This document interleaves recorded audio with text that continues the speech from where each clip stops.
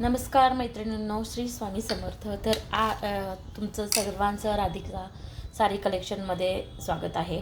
तर तुम्ही म्हणत असाल की साड्याचं कलेक्शन सोडून राधिका हे काय दाखवते. तर आपण साड्यांचं कलेक्शन तर बघणारच आहोत. तर त्याचबरोबर आपण छान छान अशा रेसिपीजसुद्धा बघणार आहोत. तर नवरात्राचे दिवस सगळ्यांचे उपवास आहेत आणि आज मी तुम्हाला उपवासाचा डोसा करून दाखवणार आहे. ओके, तर मी या ठिकाणी 2 कप भगर वरई भिजत घातलेली आहे आणि त्याचबरोबर 1/4 कप त्याच्यामध्ये मी साबुदाणा मिक्स केलेला आहे. ओके, तो हा जो साबुदाणा हे जे बॅटर आहे मी सकाळी भिजवलेलं आहे. साबुदाणा आणि वरईचं बॅटर जे आहे मी सकाळी भिजवलेलं आहे आणि ते मी आता वाटणार आहे आणि डोसे करणार आहे. तुम्हाला जर हवं असेल तर तुम्ही हे वाटून रात्रभर फर्मंट करून सुद्धा डोसे करू शकता, पण मी हे आत्ता करणार आहे. ओके, सो हे मी हे आपण एका मिक्सरच्या जारमध्ये काढूया सगळं काही. जे बॅटर आहे हे फाईन वाटून घ्यायचं आहे. खरं तर उपवासामध्ये काय काय करायचं हे शक्यतो सुचत नाही. 30 खिचडी वगैरे खाऊन कंटाळा येतो. हे जे डोसे आहेत उपवासाचे हा एक बेस्ट ऑप्शन आहे. ओके, सो मी ह्याला बारीक फाईन वाटून घेते.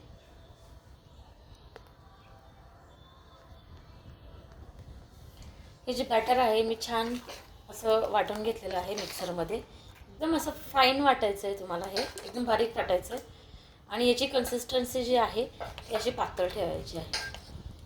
ओके, अशी याची कन्सिस्टन्सी हवी आहे. ओके, पोरिंग कन्सिस्टन्सी बोलतात त्याला. सो अशी कन्सिस्टन्सी हवी आहे. ओके, तर हे झालं बॅटर. याच्यामध्ये आपण मीठ टाकून घेऊया.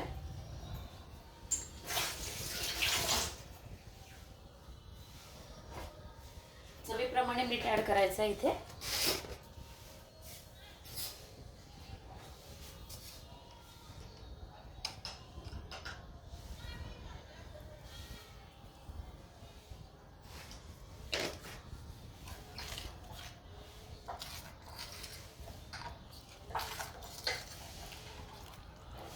हे जे बॅटर आहे तुम्ही रात्रभर, आता या स्टेजला तुम्ही असंच रात्रभर तुम्ही मीठ टाकून तुम्ही रात्रभर फर्मंट करायला ठेवू शकता किंवा डायरेक्टलीही करू शकता. ओके, सो मी डायरेक्टली करणार आहे. ओके, तर हे झालं आपलं बॅटर. आता आपण बघूया चटणीसाठी काय लागतं ते. आता चटणीसाठी बघूयात आपण. चटणीसाठी आपल्याला लागणार आहे इथे शेंगदाणे, भाजलेले शेंगदाणे आहेत. इथे थोडंसं ओलं खोबरं, इथे जिरे घेतलेत मी, हिरव्या मिरच्या आणि कढीपत्ता चालत असेल तरच घ्यायचा आहे आणि तर स्किप केला तरी चालेल. ओके,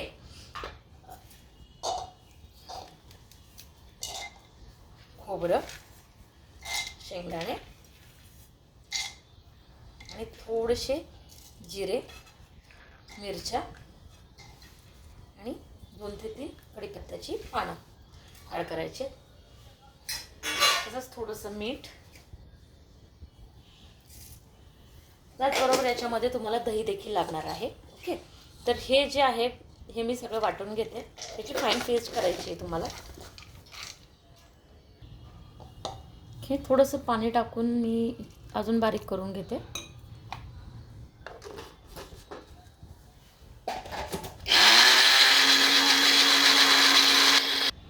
ओके, या पद्धतीने फाईन असं वाटून घ्यायचं आहे. तर याच्यामध्ये आता तुम्हाला या स्टेपला ॲड करायचं आहे दही.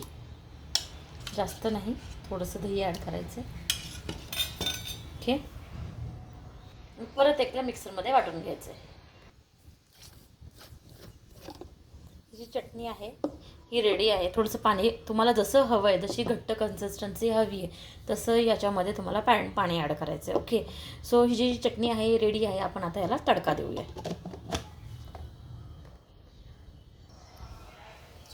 तर आपण या ठिकाणी चटणीला तडका देतो आहे. सो मी छोट्याशा पातेल्यामध्येच देणार आहे तडका. तर उपवास आहे, उपवासाचे डोसे बनवतोय. तर तेल देखील आहे. मी या ठिकाणी शेंगदाण्याचं तेल यूज करते. 1.5 ते 2 टेबलस्पून तेल मी या ठिकाणी यूज केलेलं आहे. तेल गरम होऊ द्यायचं आहे,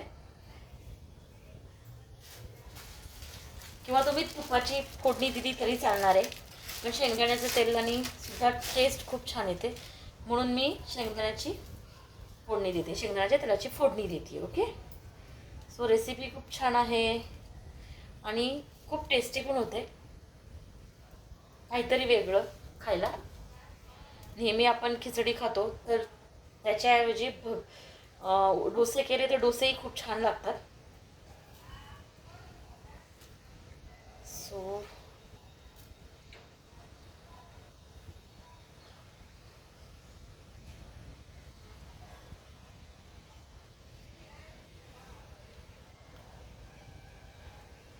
उपवासाच्या खूप काही रेसिपीज आपण करू शकतो. उपवासाला बटाट्याचे काप रताळ्याचे कापसुद्धा टेस्टी लागतात. त्याच्यामध्ये रताळ्याचे काप करायचे आणि त्याच्यामध्ये साखर टाकून ते कॅरमल करून ते कापसुद्धा ओला नारळ त्याच्यावरती टाकायचं आणि सर्व करायचे. तेही मी एकदा ती रेसिपी दाखवेल. ती पण रेसिपी खूप छान लागते. सो आपलं जे तेल आहे ते छान असं तापलेलं आहे. ओके. तेल तापलं की त्याच्यामध्ये जाईल जिरे आणि कढीपत्ता. कढीपत्ता ऑप्शनल आहे, टाकायचं असेल तर टाकू शकता, नाहीतरी स्किप केलं तरी चालेल. ज्याला चालत असेल त्यांनी गॅस बंद करून टाकायचा. आपली जी चटणी आहे ती रेडी आहे. ओके. सो अशा पद्धतीने ही चटणी आपली रेडी आहे. तर याच गॅसवरती आपण डोसे बनवणार आहोत.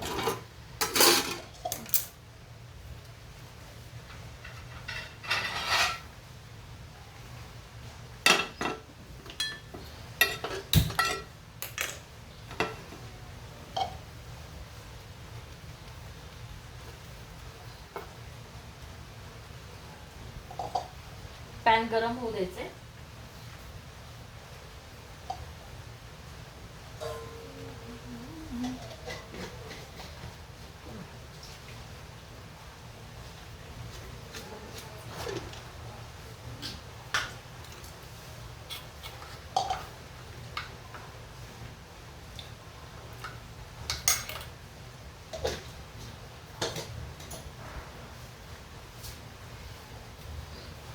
तवा तापला की त्याच्यामध्ये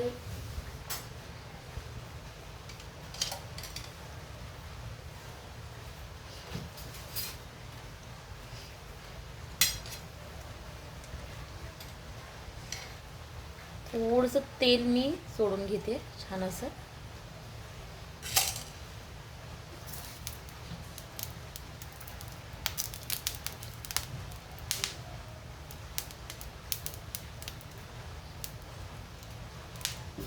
किंवा तुम्ही बिडाचा तवा वापरला तरी चालेल.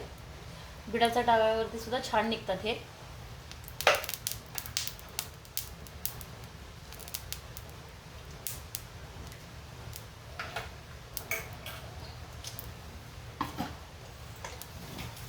तुम्ही चटणीमध्ये नुसतं शेंगदाणे जरी वापरले तरी चटणी खूप छान होते, किंवा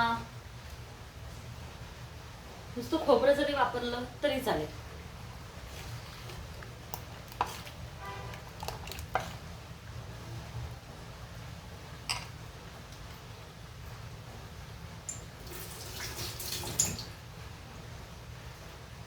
आपलं पॅन जे आहे ते गरम झालं आहे. सो मी डोसे घालायला सुरुवात करते.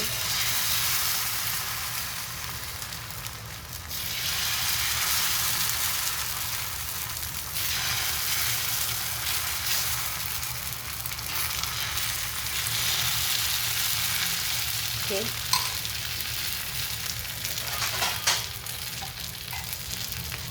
झाकण ठेवायचं आहे थोड्या वेळासाठी. 1-2 मिनिटानंतर आपण चेक करूया. सो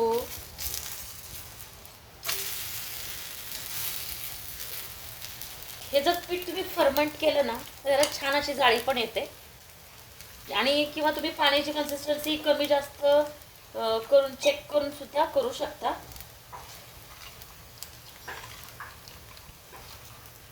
मी थोडंसं पाणी ॲड करते. परत एकदा आपण एक बनवूया. तरी खूप छान झालंय. खूप छान होतात हे जे डोसे आहेत ते खूप छान लागतात. चवीलाही खूप टेस्टी लागतात. थोडंसं तेल चमच्याने इथे वरच्या साईडला लावून घेऊया आता आपण. शक्यतो तेल शेंगदाण्याचंच यूज करायचं आहे कारण उपवास असल्यामुळे शेंगदाणा तेलच यूज करा. गॅस मोठा करते जरा थोडंसं.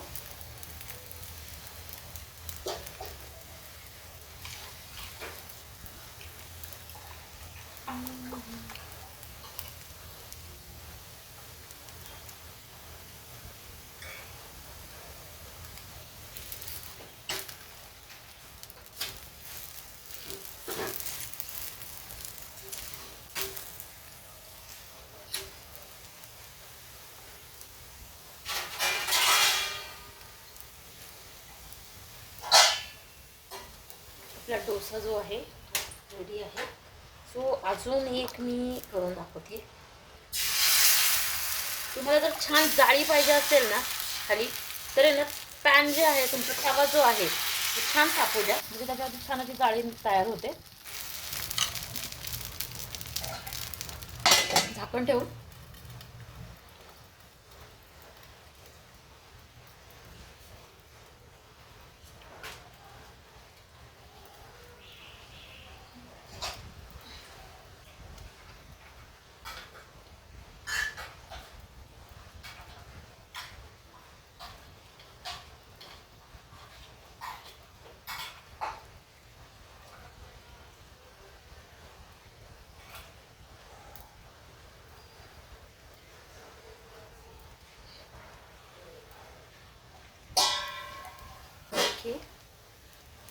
अगेन थोडंसं तेल लावूया आपण.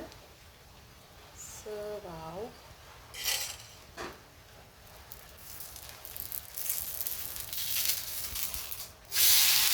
अशी छान जाळी आली. जर तुम्ही गॅसची फ्लेम थोडीशी हाय फ्लेमवरती स्टार्टिंगला टाकायचं आहे, नंतर गॅस बारीक करायचा आहे.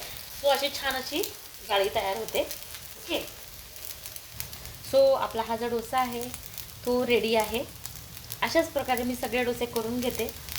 आणि तुम्हाला जर माझी रेसिपी आवडत असेल, तुम्हाला माझं पेज आवडत असेल तर माझ्या चॅनलला लाईक, शेअर आणि सबस्क्राईब करायचं आहे. आणि त्याचबरोबर Radhika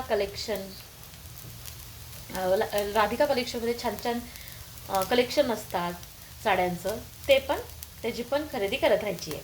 so thank you so much. Thank you for watching Radhika sari collection.